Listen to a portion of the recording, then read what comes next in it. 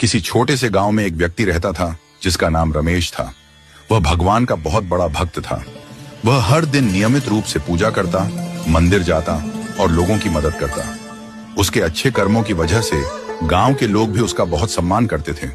लेकिन उसके जीवन में एक समय ऐसा आया जब उसे लगातार कठिनाइयों का सामना करना पड़ा। रमेश की फसल बर्बाद हो गई, उसके परिवार में किसी की तबीयत खराब हो गई और उसके व्यापार में भी नुकसान होने लगा।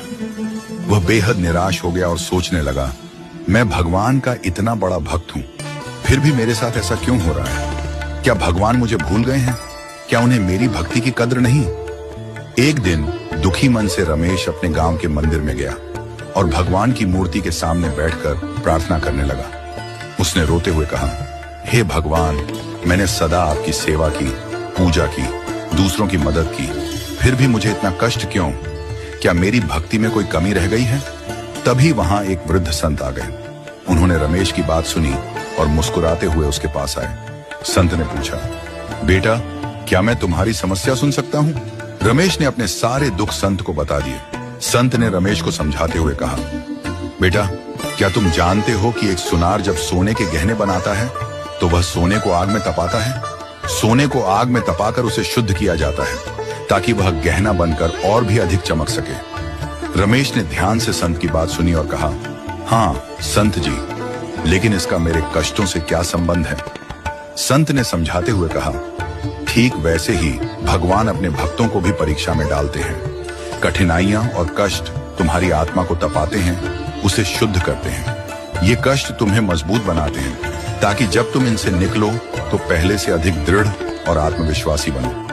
भगवान अपने प्रिय भक्तों को इसलिए कष्ट देते हैं ताकि वे इन कठिनाइयों से उबरकर और भी उज्जवल बन सकें, जैसे सोना आग में तपकर और भी अधिक मूल्यवान बनता है। रमेश ने यह सुनकर कहा, तो क्या भगवान मुझे परीक्षा में डाल रहे हैं? संत ने उत्तर दिया, हाँ बेटा, भगवान अपने भक्तों की परीक्षा लेते हैं, लेकिन वे कभी उन्हें अकेला नहीं छोड़ते। वे हर समय तुम्हारे साथ हैं, तुम्हें देख रहे हैं और तुम्हें मार्गदर्शन दे रहे हैं। तुम्हें केवल विश्वास रखना होगा और धैर्यपूर्वक इन परीक्षाओं का सामना करना होगा। जब तुम इन कष्टों से निकलोगे तो तुम पहले से कहीं अधिक मजबूत और सशक्त होंगे। रमेश की आंखों में अब आंसू नहीं थे। वह संत की बातों को समझ गया था। उसे एहसास हुआ कि भगवान उसे कष्ट देकर उसकी परीक्षा ले रहे हैं ताकि वह और अधिक मजबूत बन सके। उसने संत से आशीर्वाद लिया और अपने जीवन में आई कठिनाइयों का सामना करने के लिए तैयार हो गया। वह दिन रमेश के जीवन में एक नई शुरुआत का दिन था। उसने हर चुनौती को एक अवसर के रूप में लिया और अपने विश्वास के साथ आगे बढ़ता गया। धीरे धीरे उसकी सभी